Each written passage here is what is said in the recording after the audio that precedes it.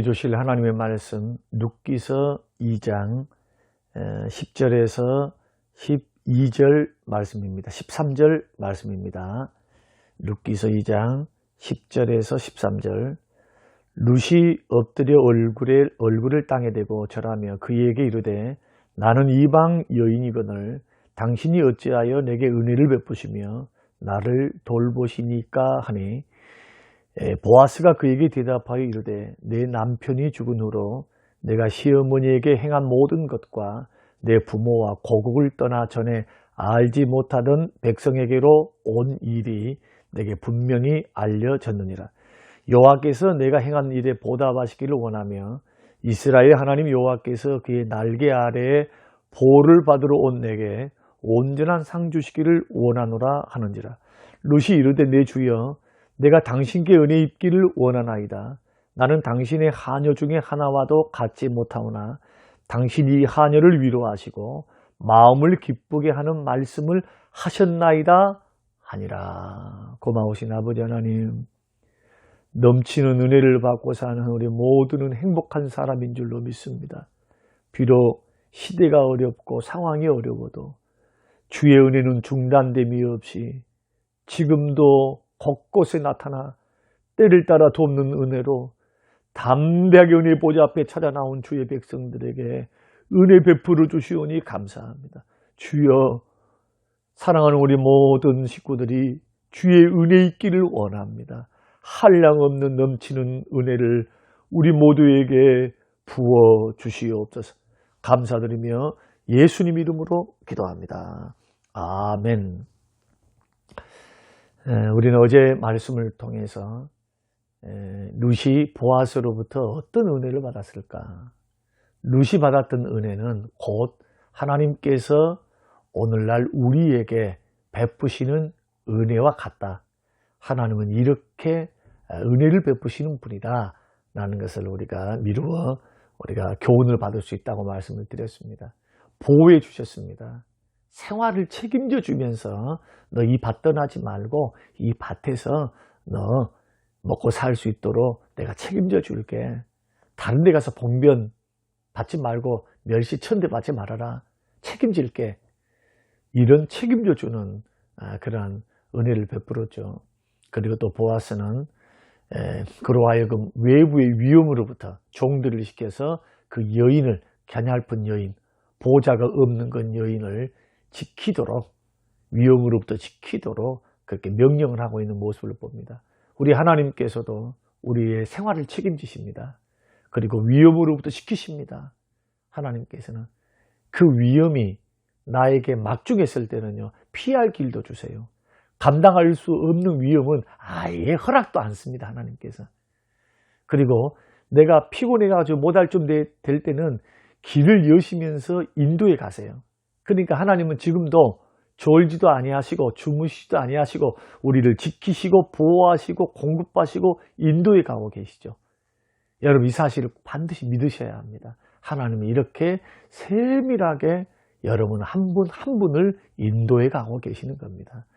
두 번째로 넘치는 은혜, 어떤 은혜입니까?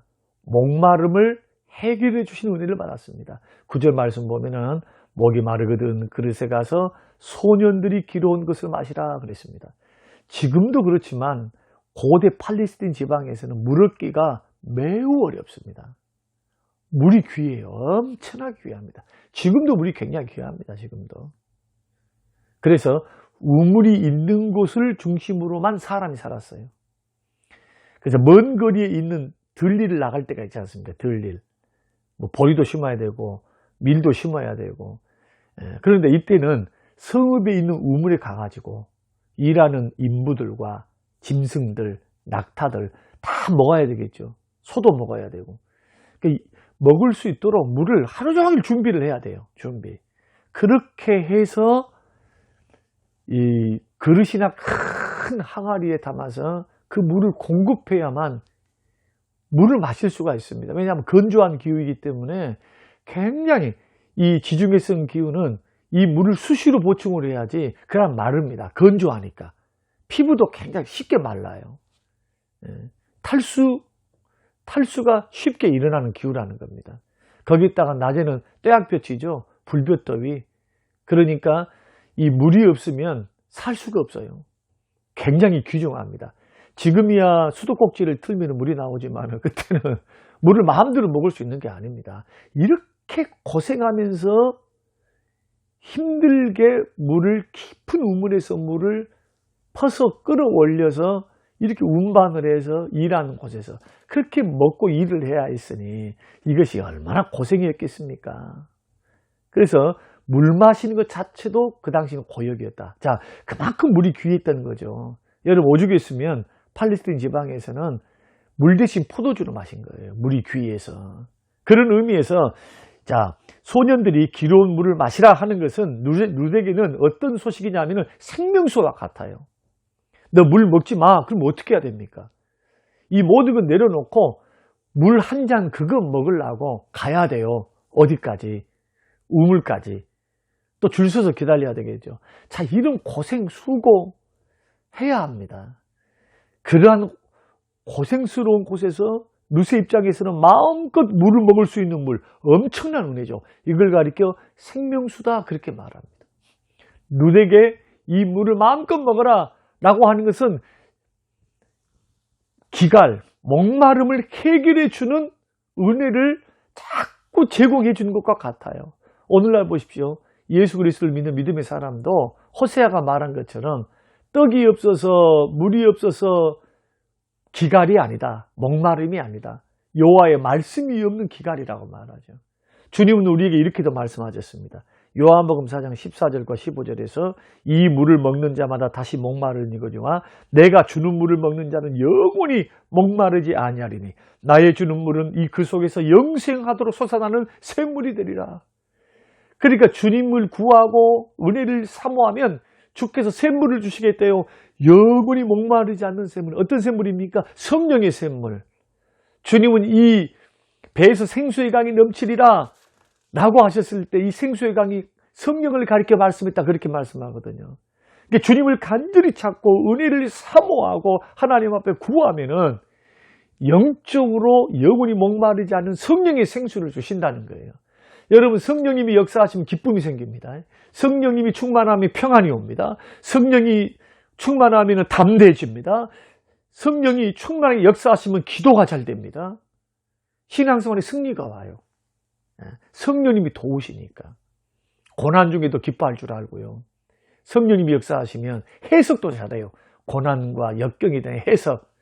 성령님이 가만 계시겠습니까? 내 안에 계신 성령님이 말씀을 통해서 해석하게 하죠. 말씀을 통해서 그 상황을 해석하니까 부정적일 수가 없어요.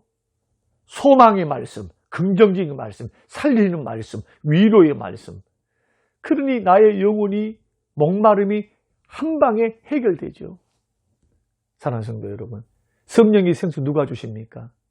우리 주님이 주십니다. 어떠한 사람에게 주십니까? 사모하는 사람, 주께 나와 구하는 사람. 그래서 내가 주는 물은 그렇게 말씀하십니다. 주님이 주십니다. 주님이. 여러분 주님 앞에 나올 때 은혜 받습니다. 성령 충만의 은혜 받는 줄로 믿습니다. 생명수 주실 줄로 믿습니다. 영혼의 목마름을 해결해 주실 줄로 믿습니다. 이 모든 참만족 참기쁨이 어디서 옵니까? 주님으로부터 옵니다. 주님은 구하는 자 사모하는 자에게 성령을 통해서 은혜를 주십니다. 해결해 주세요. 이 영적인 기갈에서 해결되어야 영혼에는 만족이 찾아와요. 아무리 돈도 많고 뭣도 다 주변에 갖추어져도 영혼의 만족은 오직 성령을 통해 예수 그리스도를 통해 성령님이 역사할 때만 만족이 오는 겁니다. 이 은혜 오직 주 안에 있습니다. 룻이 마음껏 먹고 싶을 때마다 물을 떠먹을 수 있는 특권을 보아스가 룻에게 줬다면 우리 주님은 성령의 생수를 주사 우리의 영혼을 소생케 하십니다. 여러분 생수 되시는 주님 앞으로 생수를 주시는 주님 앞으로 날마다 나오시는 우리 모든 성도님들 되시기를 주의 이름으로 축원합니다. 안 나오면 본인만 손해인 겁니다. 셋째로는 13절 말씀 보면 위로의 은혜를 받습니다. 룻이 이르되 내 주여 내가 당신께 은혜 입기를 원하나이다. 나는 당신의 하녀 중에 하나와도 같지 못하오나 당신이 이 하녀를 위로하시고 마음을 기쁘게 하는 말씀을 했다. 자, 이 룻은 보아스로부터 물질적인 도움만 받은 것이 아닙니다. 더 큰 위로를 받았어요. 그것이 11절과 12절 말씀입니다. 한마디로 말하면 보아스는 룻의 마음을 알아줬어요. 어떤 마음입니까? 룻아, 네가 시어머니 모시고 사는 거 내가 다 안다. 네가 저 남편 죽고 난 후에 시어머니를 어떻게 섬겼는지, 내 고생 가운데서 효도하고 그 어머니 기쁘게 하고 어머니 봉양하고 이거 내가 안다. 소위 말해서 알아주는 위로의 은혜입니다. 위로의 은혜. 여러분, 이 룻이 더 감격하고 기뻐할 수밖에 없었던 것은 먹을 것도 생겼고 마실 물도 있었지만 누군가가 자신을 알아주는 거예요. 룻은 친척이 없습니다. 모압에 다 있지. 나오미 빼놓고는 아무도 모르는 사람이, 생판 모르는 사람입니다. 이 세상에서, 이 지역에서 자신을 이해해주는 사람이 하나도 없는 줄로 알고 있죠, 지금. 근데 얼마나 놀랍습니까? 세상 사람들은 다 나를 모를 거야. 자기 자신도 그렇게 생각하고 있을 때 자신을 알아주는 사람이 있어요. 그분이 누굽니까? 보았습니다. 여러분, 우리가 이 세상을 살아갈 때 사람들은 나의 수고, 나의 아픔, 나의 노력, 나의 드림, 나의 헌신 모를 수 있어요. 내가 주를 위해서 열심히 기도하고 섬기고 보이지 않는 곳에서 최선을 다하고 있는 모습 모를 수 있어요. 안 알아줄 수 있어요. 그러나 나의 슬픔도 아시고 나의 신음소리도 아시고 나의 아픔도 아시고 내가 하나님 앞에 헌신, 아무도 모르게 주님 앞에 헌신한 이것조차도 알아주시는 분이 계세요. 알아주시는 분. 그분이 우리 주 예수 그리스도십니다. 우리의 신랑 되신 예수님이 아세요. 예수님이 아픔도 아십니다. 고생도 아십니다. 눈물도 아십니다. 속상함도 아십니다. 돈 없음도 아십니다. 섬김도 아십니다. 죽도록 충성하는 거 주님 알아요. 주님. 사람은 몰라도 이것이 우리의 큰 위로가 되는 거예요. 누군가가 나의 이 처지를 알아준다. 누군가 알아주는 것만으로도 여러분 고난 중에 얼마나 위로가 됩니까? 그런데 그 주님은 아시는 것뿐만이 아니고 지금도 졸지도 아니하시고 주무지도 않으시면서 우리를 인도하시고 보호해 가십니다. 은혜 주십니다. 이런 좋은 넘치는 은혜, 오직 보아스 대신 예수 그리스도, 보아스 대신 예수 그리스도만이 우리에게 주시는 은혜인 줄로 여러분 믿고 그 주님 품 안으로 때를 따라 돕는 은혜를 받기 위하여 담대히 은혜의 보좌 앞으로 주님 앞으로 달려나오시는 우리 모든 성도님들이 되시기를 주님의 이름으로 축원합니다. 고마우신 아버지 하나님, 새벽마다 주시는 말씀 마음에 깊이 새깁니다. 이 은혜로움, 넘치는 은혜, 풍성한 은혜, 그 사랑의 은혜 받고 사는 우리들, 비록 이 세상이 어렵고 힘든 가운데 딸지라도 그 은혜를 의지하여 담대하게 세상과 마주하게 하시고 때를 따라 돕는 은혜를 부어주셔서 사랑하는 믿음의 식구들 넘어지지 않게 하시고 지치지 않게 하시고 마음 무너지지 않게 하시고 주님 찾아가 주사 피 묻은 손으로 안수하시고 상처받은 그 마음을 만져주시고 고장난 몸을 만져주사 깨끗하게 영육이 치료받도록 축복하옵소서. 경제의 문을 열어주셔서 물질의 복도 허락하옵소서. 감사드리며 예수님 이름으로 기도합니다. 아멘.